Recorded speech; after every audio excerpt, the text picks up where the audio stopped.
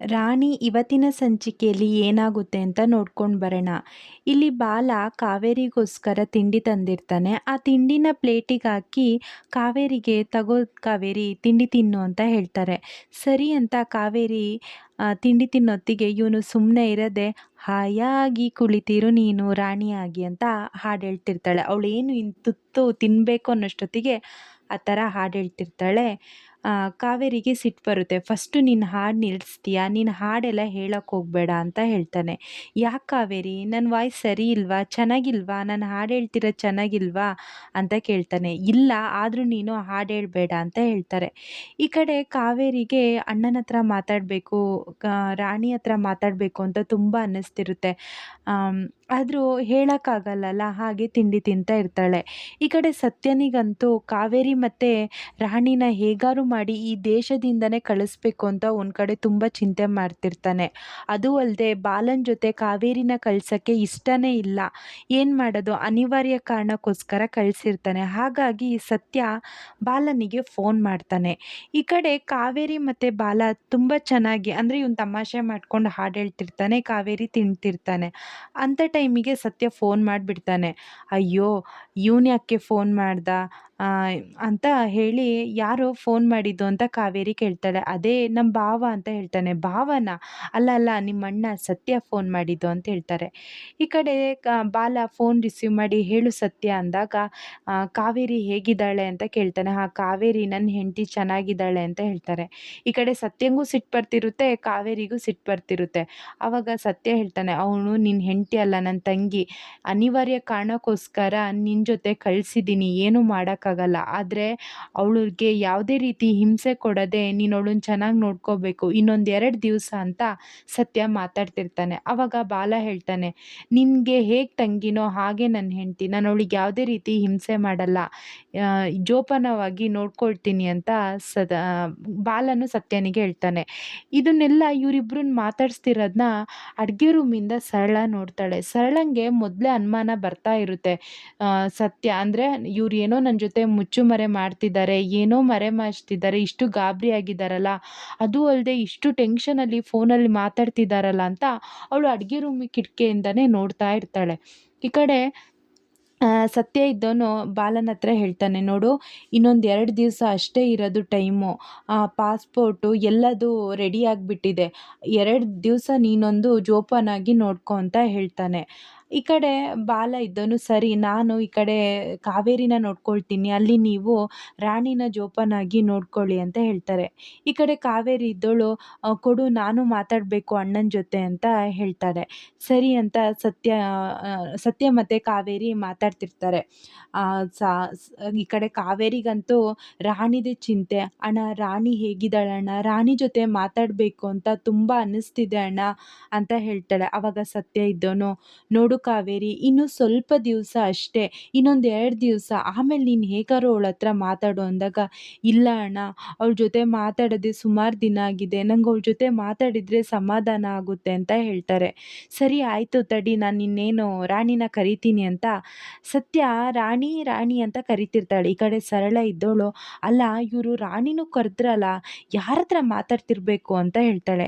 ಈ ಕಡೆ ರಾಣಿ ಬಂದು "ಮಾಮ ಏನು ಮಾಮ" ಅಂತ ಕೇಳಿದಾಗ "ತಗ ಫೋನಲ್ಲಿ ಮಾತಾಡು" ಅಂತ ಈ ಕಡೆ ರಾಣಿ ಫೋನಲ್ಲಿ ಮಾತಾಡೋಕ್ಕೆ ಹೋಗ್ತಾಳೆ. ಇಲ್ಲಿ ಬಾಲ ಇದ್ದವನು ಕಾವೇರಿ ಹತ್ರ "ನೀನು ರಾಣಿ ಜೊತೆ ಮಾತಾಡ್ತೀಯಲ್ಲ, ಲೌಡ್ ಸ್ಪೀಕರ್ ಇಡು, ಅವಳು ವಾಯ್ಸಾದ್ರು ನಾನು ಕೇಳ್ತೀನಿ. ಹೇಗಾರು ಅಪ್ಪ ಅಲ್ವಾ, ಮಗಳ ಮೇಲೆ ಪ್ರೀತಿ ಅನ್ನೋದು ಇದ್ದೇ ಇರುತ್ತೆ. ಹಾಗಾಗಿ ಅವ್ನು ಕೇಳ್ತಾನೆ, ಲೌಡ್ ಸ್ಪೀಕರಾದ್ರು ಇಡು, ಅದರಿಂದಾದ್ರು ನಾನು ಅವಳ ವಾಯ್ಸ್ ಕೇಳ್ತೀನಿ" ಅಂತ ಈ ಕಡೆ ಬಾಲ ಹೇಳ್ತಾನೆ. ಸರಿ ಅಂತ ಲೌಡ್ ಸ್ಪೀಕರ್ ಇಟ್ಟಿರ್ತಾಳೆ ಕಾವೇರಿ. ಸರಿ ಇನ್ನೇನು ಕಾವೇರಿ ರಾಣಿ ಮಾತಾಡಬೇಕು ಅನ್ನೋಷ್ಟೊತ್ತಿಗೆ ಸರಳ ಬಂದವಳು ಫೋನ ಕಿತ್ಕೊಂಡು "ಹಲೋ ಯಾರು ಯಾರು ಯಾರು ಆ ಕಡೆಯಿಂದ ಮಾತಾಡ್ತಿರೋದು" ಅಂತ ಹೇಳ್ತಾಳೆ. ಆದರೆ ಕಾವೇರಿ ಏನೂ ಮಾತಾಡಲ್ಲ. ಅದಕ್ಕೆ ಅಲ್ವಾ ಮಾತಾಡಿಬಿಟ್ರೆ ಈ ವಿಚಾರ ಎಲ್ಲ ಗೊತ್ತಾಗ್ಬಿಡುತ್ತೆ, ನನ್ನನ್ನು ಕಿಡ್ನಾಪ್ ಮಾಡಿದ್ದು ಸತ್ಯ ಅಣ್ಣನೇ ಅಂತ ಎಲ್ಲರಿಗೂ ಗೊತ್ತಾಗುತ್ತೆ ಅಂತ ಅವಳೆಲ್ಲೂ ಮಾತಾಡಲ್ಲ. ಈ ಕಡೆ ಸರಳ ಇದ್ದವಳು "ಮಾತಾಡಿ, ಆ ಕಡೆಯಿಂದ ಯಾರು ಮಾತಾಡ್ತಿರೋದು ಕೇಳಿಸ್ತಿಲ್ವಾ" ಅಂತ ಹೇಳ್ತಾಳೆ. ಸತ್ಯನಿಗಂತೂ ಗಾಬರಿ ಆಗ್ತಿರುತ್ತೆ. "ಯಾಕೆ ನೀನು ಯಾಕೆ ಮಾತಾಡ್ತಿದ್ಯ ಅಂದಾಗ, ಯಾಕ್ರಿ ನಾನು ಯಾಕೆ ಮಾತಾಡಬಾರ್ದು? ಅಲ್ಲ ಕಣೆ ಅವಳನ್ನ ನಾವು ಹಾಸ್ಟೆಲಿಗೆ ಸೇರಿಸ್ತಿದ್ದೀವಲ್ಲ, ಹಾಸ್ಟೆಲ್ ಅವರು ಅವ್ರ ಜೊತೆ ಮಾತಾಡಬೇಕು ಅಂತ ಹೇಳಿದರು, ಹಾಗಾಗಿ ಅಂದಾಗ, ಸರಿ ನಾನು ಮಾತಾಡ್ತೀನಿ, ನೀವು ನೋಡಿದರೆ ಅವಾಗಿಂದ ಮಾತಾಡಿದ್ರಿ, ಹಾಗಾಗಿ ನಾನು ಮಾತಾಡ್ತೀನಿ ಅಂತ ಕೇಳ್ತಿರ್ತಾಳೆ. ಆದರೆ ಸತ್ಯ ಮಾತ್ರ ಏನೂ ಹೇಳದೆ ಕೊಡು ಹಾಸ್ಟೆಲ್ ಅವರು ಅಂತ ಹೇಳ್ತಾರೆ. ಫೋನ್ನ ಕಟ್ ಮಾಡಿಬಿಡ್ತಾರೆ. ಈ ಕಡೆ ಕಾವೇರಿಗಂತೂ ತುಂಬ ದುಃಖ ಬರ್ತಾ ಇರುತ್ತೆ, ಜೋರು ಅಳ್ತಿರ್ತಾಳೆ. ಬಾಲ ಸಮಾಧಾನ ಮಾಡ್ತಾನೆ, ಕಾವೇರಿ ಅಳ್ಬೇಡ ಅಂದಾಗ, ನಿನಗೇನು ಗೊತ್ತು ತಾಯಿ ಕರಳು ಏನು ಅಂತ ಗೊತ್ತುಂಟಾ ಅಂತ ಹೇಳ್ತಾರೆ. ಆವಾಗ ಬಾಲ ಇದ್ದೋನು, ನಿನಗೆ ಹೇಗೆ ದುಃಖ ಆಗ್ತುಂಟೋ ನನಗೂ ಅಪ್ಪನಾಗಿ ನಾನು ಅರ್ಥ ಮಾಡ್ಕೊಳ್ತೀನಿ ಅಂತ ಹೇಳ್ತಾನೆ. ಆವಾಗ ಕಾವೇರಿ ಇದ್ದೋಳು, ಬರೀ ಹುಡ್ಸಿದ ಮಾತ್ರಕ್ಕೆ ಅಪ್ಪ ಆಗಲ್ಲ, ಅಪ್ಪ ಅಂತ ಜವಾಬ್ದಾರಿ ಇರುತ್ತೆ, ಆದರೆ ನಿನಗೆಲ್ಲುಂಟು? ನಾನೇನಾದ್ರು ನನ್ನ ಮಗಳನ್ನ ನಿನ್ನ ಹತ್ರ ಬಿಟ್ಟರೆ ನಿನಗೆ ನೋಡ್ಕೊಳಕ್ಕಾಗುತ್ತಾ ಹೇಳು ನೋಡೋಣ ಅಂತ ಜೋರಾಗಿ ಈ ಕಡೆ ಒಂದು ಕಡೆ ಕಾವೇರಿ ಅಳ್ತಾ ಇರ್ತಾಳೆ. ಆವಾಗ ಬಾಲಂಗೆ ಅನಿಸುತ್ತೆ, ಇಲ್ಲ ನಾನು ಹೇಗಾರು ಮಾಡಿ ತಾಯಿ ಮಗಳನ್ನ ಒಂದು ಮಾಡಲೇಬೇಕು, ಅಂದರೆ ಕಾವೇರಿ ರಾಣಿನ ಒಂದು ಮಾಡಲೇಬೇಕು. ಅವರು ಇಷ್ಟು ವರ್ಷ ದೂರ ಇದ್ದು ಇಷ್ಟು ವರ್ಷ ಜೈಲಲ್ಲಿ ಅನುಭವಿಸಿದ್ದು ಕಷ್ಟ ನೋವು ಇಲ್ಲಿಗೆ ಸಾಕು. ಯಾವ ಕಾರಣಕ್ಕೂ ಸತ್ಯ ಹೇಳ್ದಂಗೆ ಅವರಿಬ್ಬರನ್ನ ಒಂದು ಮಾಡಿ ಈ ದೇಶದಿಂದ ಅವರು ದೂರ ಇದ್ದು ನೆಮ್ಮದಿಯಾಗಿ ಜೀವನ ಮಾಡಲಿ ಅಂತ ಬಯಸ್ತಾ ಇರ್ತಾನೆ. ಈ ಕಡೆ ಸರಳ ಹೇಳ್ತಾಳೆ ಸತ್ಯನಿಗೆ, ನಾನು ತುಂಬ ದಿನದಿಂದ ನೋಡ್ತಾ ಇದ್ದೀನಿ, ಅದೂ ಅಲ್ಲದೆ ಕಾವೇರಿ ಕಾಣಿಸ್ತಾ ಇಲ್ಲ, ಅಂದರೆ ಅವಳು ಕಿಡ್ನಾಪ್ ಆದಾಗಿಂದ ನಿಮ್ಮನ್ನು ನಾನು ಗಮನಿಸ್ತಿದ್ದೀನಿ, ನಿಮ್ಮಲ್ಲಿ ತುಂಬ ಬದಲಾವಣೆ ಆಗ್ತಾ ಉಂಟು ಅಂತ ಹೇಳ್ತಾರೆ. ಏನು ಬದಲಾವಣೆ ನಿಂದು ಅಂದ್ಕೊಂಡು, ಬಾ ರಾಣಿ ನಾವು ಒಳಗೆ ಹೋಗೋಣ, ಒಂಚೂರು ನೆಮ್ಮದಿಯಾಗಿ ಇಲ್ಲಿ ಇರೋಕ್ಕೂ ಆಗಲ್ಲ ಅಂತ ರಾಣಿನ ಕರ್ಕೊಂಡು ಸತ್ಯ ಒಳಗೆ ಬರ್ತಾಳೆ. ಆದರೆ ಸರಳಂಗೆ ಮಾತ್ರ ಅನುಮಾನ ಹೆಚ್ಚಾಗ್ತಾನೆ ಹೋಗುತ್ತೆ. ಈ ಕಡೆ ಒಂದು ಕಡೆ ಪೊಲೀಸರು ಭರತ್ ಸಾರಿಕಂಗೆ ಕಾದು, ಸಾರಿಕಾ ಬರ್ತಾಳೆ, ಸಿಕ್ಕಿದ್ಲಾ ರಾಣಿ, ಸಾರಿ ಕಾವೇರಿ ಸಿಕ್ಕಿದ್ಲಾ, ನಾನು ಕೊಟ್ಟು ಇನ್ಫಾರ್ಮೇಷನ್ ಸರಿ ಇತ್ತಲ್ಲ, ಆ ಲೊಕೇಶನಲ್ಲಿ ನಿಮಗೆ ಕಾವೇರಿ ಇದ್ಲಲ್ಲ ಅಂದಾಗ, ಇಲ್ಲ ಮೇಡಮ್ ನಾವಲ್ಲಿ ಹೋದ್ವು, ಆದರೆ ಅಲ್ಲಿ ಯಾರೂ ಇರಲಿಲ್ಲ, ನಾವು ಹೋಗೋದಕ್ಕಿಂತ ಮುಂಚೆ ಅಲ್ಲಿದ್ದರು ಅಂತ ಅನಿಸುತ್ತೆ, ಆದರೆ ನಾವು ಹೋದಾಗ ಯಾರೂ ಇರಲಿಲ್ಲ ಅಂತ ಹೇಳ್ತಾರೆ. ಆದರೆ ಸಾರಿಕಾ ಇದ್ದವಳು, ಇಲ್ಲ ನಾನು ಕೊಟ್ಟಿದ್ದು ಪಕ್ಕ ಇನ್ಫಾರ್ಮೇಷನ್ನು, ನೀವು ಹೋಗಿದ್ದು ತಡ ಆಗಿದೆನಾ ಅಂತ ಕೇಳ್ತಾರೆ. ಇಲ್ಲ ಮೇಡಮ್ ನೀವು ಹೇಳಿದ ತಕ್ಷಣವೇ ಹೋಗಿದ್ದೀವಿ, ಆದರೆ ಅಲ್ಲಿ ಯಾರೂ ಇರಲಿಲ್ಲ ಅಂತ ಭರತ್ ಪೊಲೀಸು ಸಾರಿಕಂಗೆ ಹೇಳ್ತಾರೆ. ಹಾಗಾದರೆ ಏನಾಗಿರ್ಬೋದು ಅಂತ ಹೇಳ್ತಾರೆ. ಈ ಕಡೆ ಭರತ್ ಇದ್ದವನು, ನೋಡಿ ಸತ್ಯಂಗೆ ಒಬ್ಬನಿಗೆ ಇದು ಮಾಡೋಕ್ಕೆ ಸಾಧ್ಯನೇ ಇಲ್ಲ, ಯಾಕಂದರೆ ಅಷ್ಟು ಪಕ್ಕ ಸತ್ಯ ಒಬ್ಬನೇ ಕಾವೇರಿನ ಬೇರೆ ಕಡೆ ದಾಟ್ಸೋಕ್ಕಾಗಲ್ಲ, ಇದ್ರ ಜೊತೆ ಯಾರೋ ಒಬ್ಬರು ಅವ್ನ ಸಹಾಯಕ್ಕೆ ಇರಬೇಕು ಅಂತ ಭರತ್ ಹೇಳ್ತಾನೆ, ಅಂದರೆ ಪೊಲೀಸ್ ಹೇಳ್ತಾನೆ ಸಾರಿಕನಿಗೆ. ಸಾರಿಕಾ ಇದ್ದವಳು, ಹೌದಾ ಹಾಗಾದರೆ ಯಾರು ಇರ್ಬೋದು, ಆ ಸತ್ಯನಿಗೆ ಯಾರು ಸಹಾಯ ಮಾಡ್ತಿರ್ಬೋದು ಅಂತ ಕೇಳುವಾಗ ಭರತ್ ಇದ್ದವನು, ನಾನು ಆ ಹೆಸರು ಹೇಳಿದರೆ ನಿಮಗೆ ಸಿಟ್ಟು ಬರುತ್ತೆ ಮೇಡಮ್ ಅಂತ ಹೇಳ್ತಾನೆ. ನನಗೆ ಅವ್ರ ಮೇಲೆ ಅನುಮಾನ, ಅಂದರೆ ಬಾಲನ ಮೇಲೆ ಪೊಲೀಸರಿಗೂ ಅನುಮಾನ ಶುರುವಾಗಿದೆ, ಅಂದರೆ ಸತ್ಯಂಗೆ ಒಬ್ಬರಿಗೆ ಈ ಥರ ಸಾಧ್ಯ ಇಲ್ಲ, ಏನಾದ್ರು ಅವತ್ತು ಬಾಲ ಬರಲ್ಲ ಅಂದಿದ್ರೆ ಕಾವೇರಿ ಮತ್ತು ಸತ್ಯ ಪೊಲೀಸರಿಗೆ ಸಿಕ್ಕಾಕೊಂಡ್ರು, ಹಾಗಾಗಿ ಸತ್ಯನಿಗೆ ಇಷ್ಟು ಟೆಕ್ನಿಕ್ ಎಲ್ಲ ಯೂಸ್ ಮಾಡೋಕ್ಕಾಗಲ್ಲ, ಸತ್ಯನ ಜೊತೆ ಒಬ್ಬರು ಸಪೋರ್ಟಿಂಗ್ ಆಗಿ ಬಾಲ ಇದ್ದಾನೆ ಅಂತ ಪೊಲೀಸಿಗೆ ಅನುಮಾನ ಬಂದು ಹೇಳ್ತಾರೆ. ಸಾರಿಕಾ ಇದ್ದವಳು, ಹಾಗಾದರೆ ಬಾಲ ಇರ್ಬೋದಾ, ನಿಮಗೆ ಬಾಲನ ಮೇಲೆ ಡೌಟ್ ಆಗ್ತಿದ್ಯಾ? ಇಲ್ಲ ಬಾಲ ಈ ಥರ ಮಾಡೋಕ್ಕೆ ಸಾಧ್ಯನೇ ಇಲ್ಲ, ಯಾಕಂದರೆ ಬಾಲ ಮತ್ತು ಸತ್ಯನಿಗೆ ಆಗೋದೇ ಇಲ್ಲ, ಅವರಿಬ್ಬರು ಮಧ್ಯೆ ದ್ವೇಷ ಇದೆ ಅಂತ ಹೇಳ್ತಾರೆ. ಆವಾಗ ಪೊಲೀಸರಿದ್ದನು, ನೋಡಿ ಮೇಡಮ್ ಇಂಥ ಟೈಮಲ್ಲಿ ಸಂಬಂಧಿಕರೇ ಆಗೋದು ಕಷ್ಟ ಅಂದಾಗ ಮೊದಲು ಬರೋದು ಫ್ಯಾಮಿಲಿಯವರೇ ಅಂತ ಭರತ್ ಹೇಳ್ತಾನೆ. ಆವಾಗ ಅಣ್ಣನ ಹತ್ರ ಬಾಲ ಒಂದ್ಸಲ ವಾದ ಮಾಡ್ತಿರ್ತಾನೆ, ನನ್ನ ಫ್ಯಾಮಿಲಿ ತಂಟೆಗೆ ಹೋದರೆ ನಾನು ಸುಮ್ಮನೆ ಬಿಡಲ್ಲ ಅಂತ ವರ್ಧನಿಗೆ ಹೇಳಿರೋದು ನೆನಪಾಗುತ್ತೆ. ಸರಿ ಹಾಗಾದರೆ ಈ ವಿಚಾರ ನಾನು ತಿಳ್ಕೊಳ್ತೀನಿ, ನೀವು ಸತ್ಯನ ಮೇಲೆ ಗಮನ ವಹಿಸಿ, ನಾನು ಬಾಲನ ಮೇಲೆ ನಿಗಾ ವಹಿಸ್ತೀನಿ ಅಂತ ಸಾರಿಕಾ ಹೇಳಿ ಬರ್ತಾಳೆ. ಈ ಕಡೆ ಒಂದು ಕಡೆ ಸಾರಿಕಾ ಬಾಲನಿಗೆ ಎಷ್ಟೇ ಹುಡ್ಕೊಂಡು ಮನೆ ಹತ್ರ ಬಂದ್ರೂ ಬಾಲ ಅಲ್ಲೇ ಇರಲ್ಲ, ಎಲ್ಲಿ ಹೋದ ಇವನು ಅಂತ ಯೋಚನೆ ಮಾಡ್ತಿರ್ತಾಳೆ. ಒಂದು ಕಡೆ ಮನೆ ಒಳಗೆ ಬಂದಿರೋ ಮತ್ತೆ ಒಳಗೆ ಬಂದು ಸರಳ ಸುಮ್ಮನೆ ಇರಲ್ಲ, ಮತ್ತೆ ಕೇಳ್ತಿರ್ತಾಳೆ, ಯಾಕ್ರಿ ಆ ಫೋನ್ ಮಾಡಿದ್ದು ಯಾರು, ನಿಮಗೆ ಕಾವೇರಿ ಕಿಡ್ನಾಪ್ ಆಗಿದ್ದಾಳೆ ಅನ್ನೋದು ಒಂಚೂರು ಟೆನ್ಷನ್ ಇಲ್ಲ, ನಿಮ್ಮ ಮುಖದಲ್ಲಿ ಅದು ಕಾಣಿಸ್ತಾನೆ ಇಲ್ಲ, ನಾನು ತುಂಬ ದಿನದಿಂದ ಗಮನಿಸ್ತಾನೆ ಇದ್ದೀನಿ, ನೀವೇನೋ ಮುಚ್ಚುಮರೆ ಮಾಡ್ತಿದ್ದೀರಾ, ಹೇಳಿ ಏನು ಹೇಳಿ, ಇಷ್ಟು ಆಗಿರೋದು ಸಾಲಿಲ್ವಾ, ಕೋರ್ಟು ಕಚೇರಿ ಈ ಪೊಲೀಸ್ ಸ್ಟೇಷನು ಮೀಡಿಯಾ ಅಂತಲೇ ದಿನ ದಿನ ನಾವು ನೋವನ್ನ ಅನುಭವಿಸ್ತಿದ್ದೀವಿ. ನೀವು ಹೀಗೆ ಮಾಡಿದರೆ ನಂದು ನನ್ನ ಮಕ್ಕಳು ಗತಿ ಏನ್ರಿ ಅಂದಾಗ ಸತ್ಯನಿಗೆ ಮತ್ತೆ ಸಿಟ್ಟು ಬರುತ್ತೆ.